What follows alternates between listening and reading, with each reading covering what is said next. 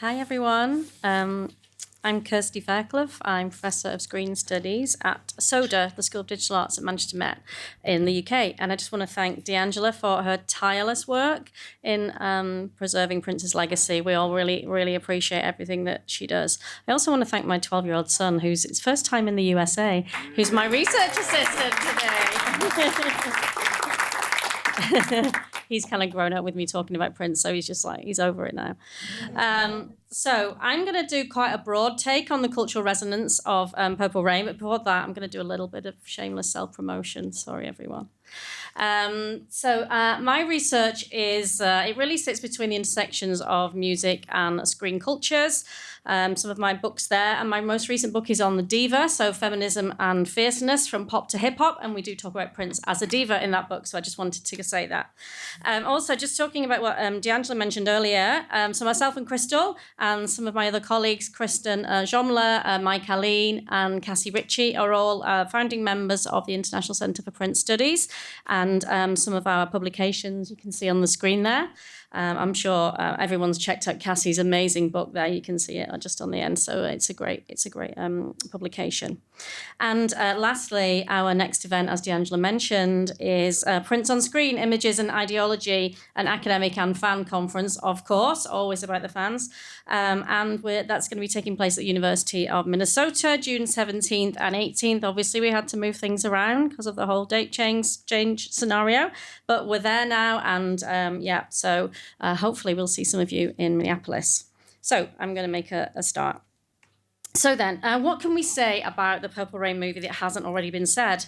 What is there left to explore? Obviously, given all of us here today, there's a lot to explore. And how do we evaluate its impact 40 years later? Does it still resonate in popular culture? I would argue, of course, it does. But how does it resonate? So I'm going to talk, as I said, quite broadly about the resonance of Purple Rain in popular culture and exploring the ways in which the film has influenced both musicians and filmmakers since its release in 1984.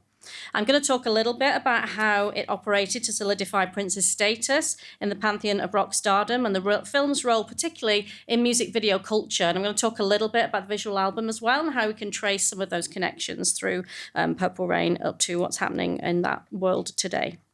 So as we all know, Purple Rain was not just a film. It was a seminal event in the music industry. It showcased Prince's exceptional talents as a musician, performer, and storyteller, cementing his status as a pop icon. But why is it referenced so acutely in popular culture today?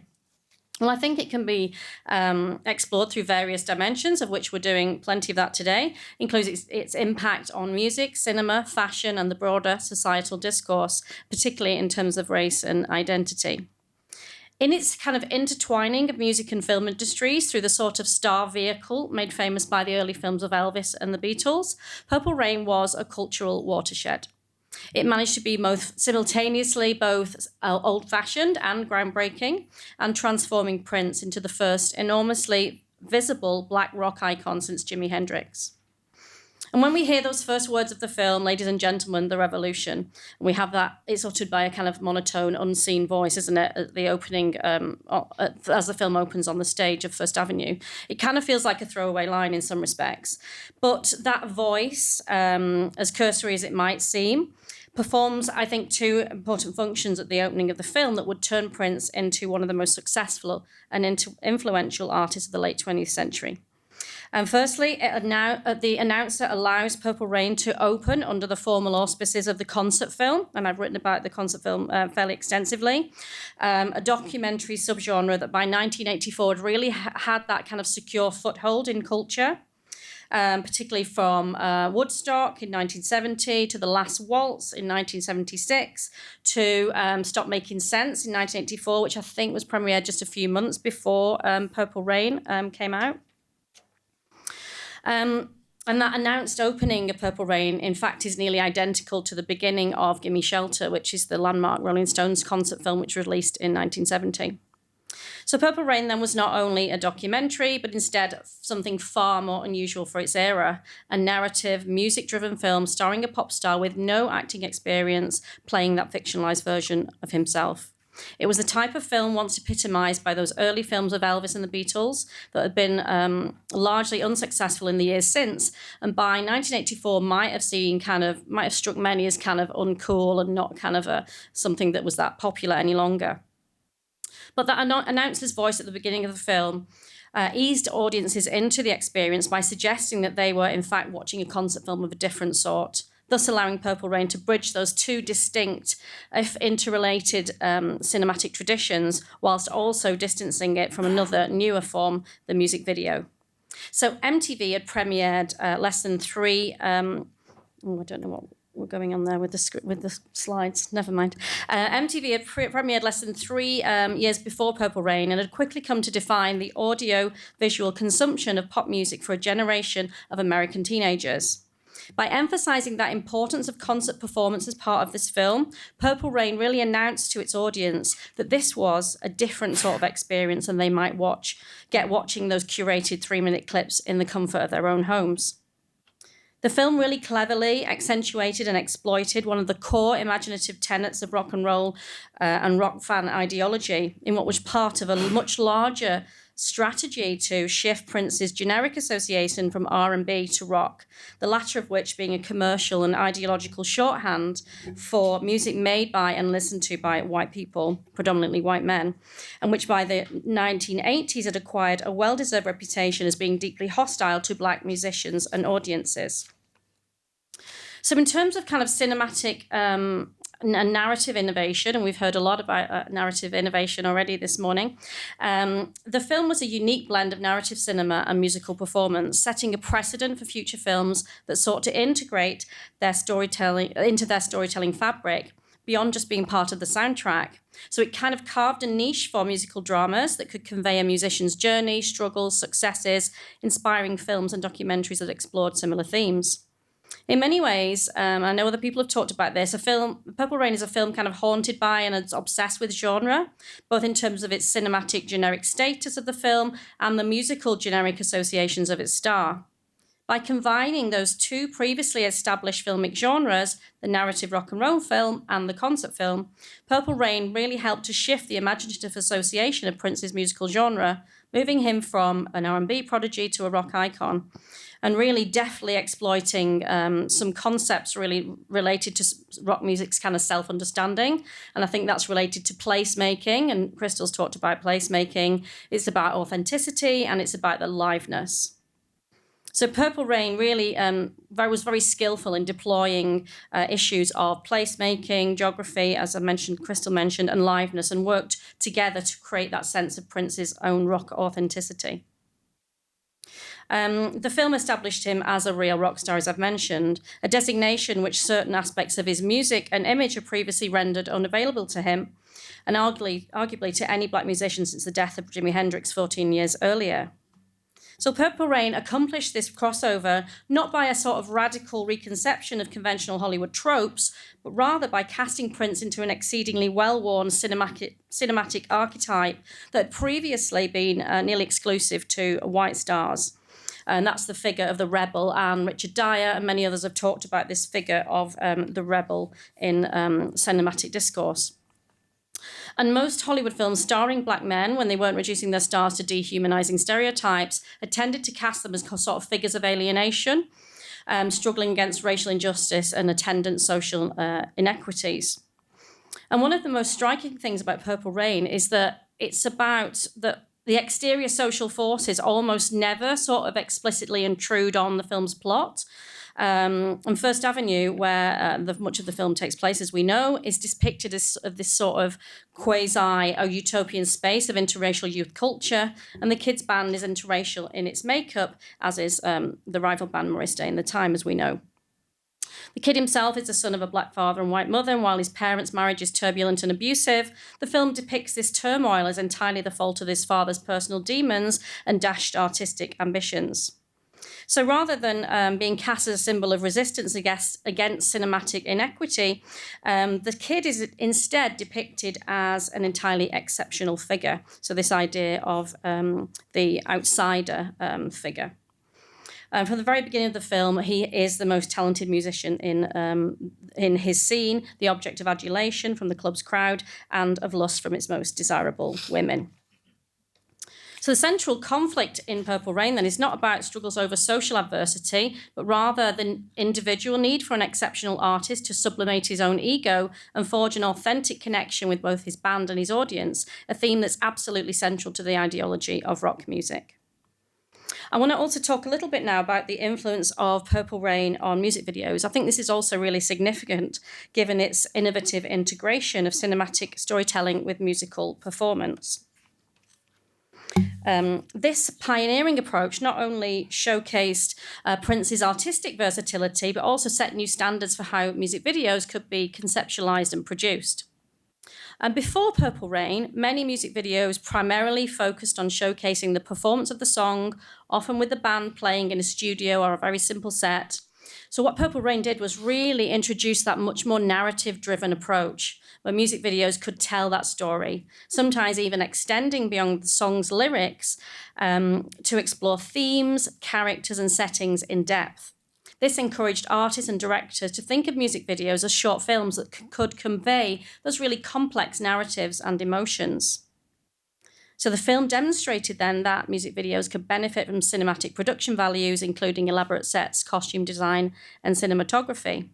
And this really pushed the music industry to invest more and more in music video production. And that kind of, we all know that kind of peaked in the, late 80s and early 90s, and elevating the overall quality and ambition of music videos following the film's release. So Purple Rain really seamlessly blended live performance footage with narrative filmmaking, setting that precedent for music videos to integrate concert-like experiences with storytelling elements. This approach has been adopted by numerous artists to create immersive videos that highlight their musical and performance skills while engaging the viewer with a compelling story. Although I did read recently in The Guardian that the music video is dead. I'm not entirely convinced, but apparently it's like going off the boil completely, but we'll see. And the success of Purple Rain as both a film and a soundtrack highlighted the potential for cross-media promotion. It showed how music videos could serve as those promotional tools, not just for the song, but for the albums, films, and concert tours. This understanding has led to more strategic uses of music videos in artists' overall branding and marketing efforts. Purple Rain helped transform music videos into a dynamic art form that could combine storytelling, performance, and visual art in really innovative ways. Its legacy, I think, is really evident in music videos of today, which often strive for a cinematic quality and narrative complexity inspired by the film's groundbreaking approach. I also think that there is a link between Purple Rain and the visual album. And what I mean by the visual album is where a collection of songs is accompanied by a series of videos, creating a narrative or thematic continuity. And I think those owe a lot to Purple Rain, actually. While the film itself is often classified as a rock musical film accompanied by a studio album, its integration of music, narrative, and visuals laid down a template that would inspire the concept of visual albums in several ways. So I think, firstly, Purple Rain showcased how a narrative could be woven through a series of songs, with the film providing a visual and narrative spine. So this integration demonstrated the potential for music not just to stand alone, but to be part of a larger storytelling venture, a principle central to the concept of visual albums. I also think that the success of Purple Rain illustrated the appetite of audiences for music that comes with a cinematic experience. This opened the door for artists to think of albums not just as a collection of songs, but as soundtracks to a visual narrative experience, much like a film. Also, Prince used Purple Rain to express complex emotions and themes through both his music and the accompanying visuals. This level of artistic expression showed future artists the depth of what could be conveyed when music and visuals are combined, encouraging a much more multifaceted approach to album creation. And of course, in terms of commercial viability, Purple Rain proved that the commercial viability of projects that merge music with a visual and narrative element could be hugely successful. And the film's success at the box office and the album's performance on the charts really showed record labels and artists alike that visual albums could be really successful ventures financially and pave the way for more investments in such other projects. I think there is a link, and I'm happy to debate this between if we're thinking about influence on other artists. So I think you can trace a link between Purple Rain and Lemonade. I think there is a through line there. And then we think about Frank Ocean with Endless, or Tame Impala with the Slow Rush, the deluxe edition, amongst others. They have embraced that visual album format, creating works that offer that cohesive audio-visual experience. I think there is a lineage that can be traced back to Purple Rain in terms of their ambition to merge visual artistry with musical innovation. So Purple Rain didn't just leave its mark on the music video genre, it inspired the evolution of the visual album as an art form. And I think there'll be more of that to come, actually. I think that the visual album as a concept is being embraced further. And it really shows the power and potential of combining music, story, and visuals into that cohesive and immersive artistic expression. This legacy is seen in how artists today strive to create complex, intertwined narratives that span both music and accompanying visuals, aiming for a holistic artistic impact similar to what Prince, of course, achieved with Purple Rain. I think I also worked on a book a few years ago, an edited collection about pop stars in film. And of course, there have been successful films in which major pop stars have played loosely fictionalized versions of themselves. There have also been some terrible ones, which we also talk about in the book.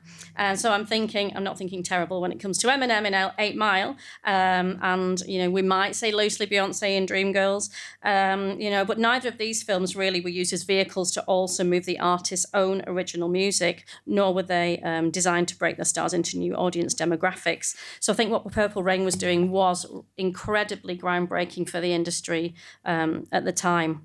And I think in this way, Purple Rain can be seen as presaging a contemporary era of popular music in which stars entwine the audible and the visual in really newly provocative ways, as evidenced in, as I mentioned, Beyonce's Lemonade, and really hailed as a groundbreaking work by critics and scholars for its fusion of musical and visual media in the digital age. In all the ways that Purple Rain embodied and enhanced the cultural position of its star, perhaps the most symbolically fitting is that all these years later, the film remains visionary. And I know it's problematic in so many ways because of the way that women are treated, but in terms of its impact on the audience, it absolutely, it was visionary.